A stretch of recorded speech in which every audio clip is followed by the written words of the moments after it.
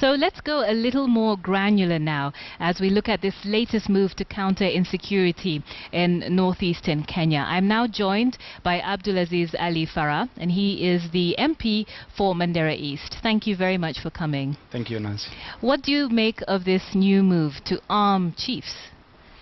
Well, arming chiefs is a security strategy to make sure that those government officials themselves, first of all, defend their own lives, because they have been frontline in dying. They were caught up. So you support this? You think it would make a big difference? In the web of the Al-Shabaab attacks. We support, yes, because the chiefs are the people who are on the ground, the people who are the first attendants to security issues, and therefore, unless they safeguard their lives, then we lose them. You can remember the other time I lost a senior chief in Arabia, yes. And so it is realistic arming the chiefs, if possible, for them to safeguard their own lives. All right, but is this perhaps dealing with a symptom of the problem and not the actual problem? I just want to read an excerpt from an article that was written by Matt Freer, who's an international security analyst. And he said, in countries all over the world, the dominant response is the hard power of uniforms and guns, further violence and conflict. We give the very response the terrorists want. Strong security is about good politics, not about the military, and must be a process visibly led by politicians. Are we putting a military solution to a political problem?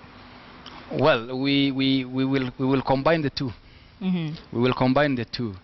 And the essence of arming the chiefs and the home guards is to make sure that those ragtags, the Mungiki like Al-Shabaab, are dealt with on the periphery in the rural areas, so that when they strike, and these people, they look similar. So when they find one another in the same terrain in the rural areas, they can tackle one another. So I welcome the issue of chiefs being armed, because when we were in Mandera, we were talking to Wananchi, different groups of people. The chiefs were categorical. They said they can't live in their stations because they fear for their lives. And it is true, so many of them were killed. And therefore, they asked for protection. And the first protection is to have a gun with themselves. But wouldn't it be more effective, even in the long term, to maybe invest more in things like intelligence? Because let's take the example of recently in Mombasa, one of the police reservists was attacked and he was shot. And he was a licensed gun carrier, so it's not that he wasn't, didn't have the option of being armed. But is this really going to make that much of a difference? Well, in Kenya today, I don't think we lack intelligence. We have a whole bag full of intelligence. The problem is implementing acting on the intelligence. So, and well, I don't know when we will be able to implement the intelligence that we gather on a daily basis.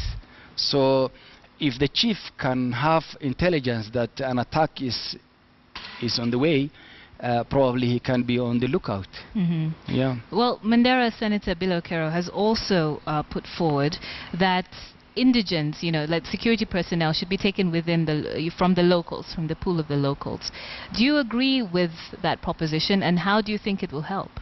Yeah, I agree with it totally, because the understanding was these people, first of all, know the terrain. They know the way the terrain is. Secondly, there is what is called the lack of confidence between the police, the security agencies, and Wananchi. And therefore it became apparent that there was need to mingle these people with people who understand their language, people who gossip with them, so to say, people who can sit with them in shanties, who can be at the watering points, listening to people talk. Right. Thirdly, these people will walk. You know, our security personnel are usually fond of being on trucks and pickups. We want them to walk as the ragtag guys do. So we do as they do. So finally, these people will not know whether these are soldiers or not. So they will not be in uniform most of the time. So they can wear the local attire, and as they move around, they can get these guys, and I think we can deal with them. So you think it's actually important enough that you actually contravene the Constitution, which calls for regional balance and regional representation, to actually be able to achieve that within that region? But that is kept very well. The Constitution, we abide by it because we are putting a certain number. We are not removing everybody.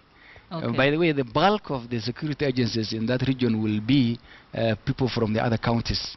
Okay. So it's just, you know, making sure that there's an ingredient that we can use when necessary for the situation around. All right. Yes. Well, thank you very much for joining us to share your thoughts this evening. That is MP for Mandera East, Abdulaziz Ali Farah. You're watching KTN Prime. Many more stories when we return. Stay with us.